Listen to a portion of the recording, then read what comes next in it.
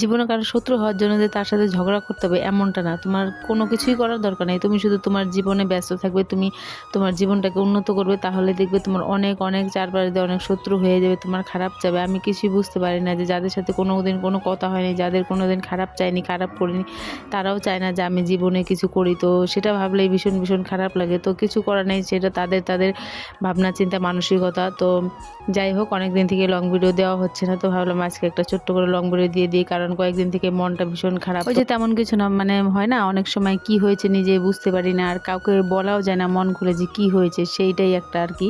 কিছুদিন থেকে সেরকমই কিছু একটা ব্যাপার, না কিছু বলতে পারছি কাউকে, ভিতরে ভিতরে মনটা খারাপ। তো যাই হোক, মন খারাপ থাকলে তো আর কিছু করার নেই, কাজ করতেই হবে, ফেসবুকেও কাজ করতে হবে, নিজের নিত্য জীবনেও কাজ করতে হবে, সবই করতে হবে। তো এটা ছিল রবিবারের ভিডিও। তো রবিবারে সকাল সকাল আমি একদম সিম্পল একটা খিচুড়ি বানিয়েছিলাম। এটা হচ্ছে তোমার যে অঙ্গনওয়াড়ি সেন্টারে যে খিচুড়িগুলো দেয়, সেগুলো অ্যাকচুয়ালি আমি কিছুদিন আগে বাপের বাড়ি গিয়েছিলাম আমার ভাস্তার জন্য। আমার বাবা সেন্টার থেকে খিচুড়ি নিয়ে এসেছিলো, আর ওই আমার প্রচণ্ড খিদে পেয়ে গেছিলো, তো আমি ওখান থেকে একটু খেয়েছিলাম। মানে আমার এতটাই ভীষণ ভালো লেগেছে যে বাড়িতে আমি ফার্স্ট টাইম আজকে বানালাম। তো সকালবেলা আমার ছেলে আর্টের ক্লাসে যেহেতু যাই রবিবারে 8টার দিকে, তো ঘুমেতে উঠে কী বানাবো ভাবতে ভাবতে ভাবলাম এই মানে সিম্পল খিচুড়িটাই বানানো যাক, শুধু মুসুর ডাল দিয়ে, পাঁচফোড়ন সোমবার দিয়ে, কোনো মশলা ছাড়া, আর লঙ্কা কিছুটা গোটা গোটা দিয়েছিলাম।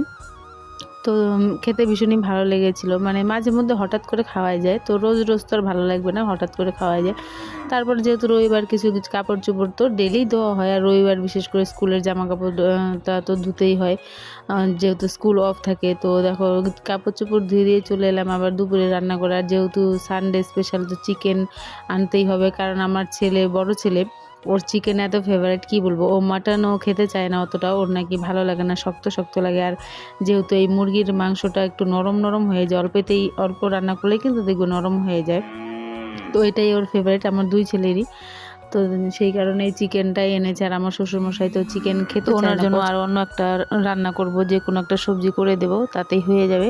তো চিকেনটা লাল লাল করে কষা কষা করেই করব, যেহেতু আমরা তিনজনে খাবো, তো আমার দুই ছেলে আর আমি। আমার শ্বশুরমশাই আগে খেতে, এখন নাকি ওনার পছন্দ না, গন্ধটা ভালো লাগে না। অনেকেই কিন্তু এই পোলট্রির মাংসটা খেতে চায় না, গন্ধটা ভালো লাগে না, আর খাওয়াটাও অতটাও ভালো নয়, কিন্তু কী করবো, বাচ্চাদের জন্য এটাই সুবিধে, নরম নরম হয়ে যায়, খেতেও ভালোবাসে বাচ্চারা।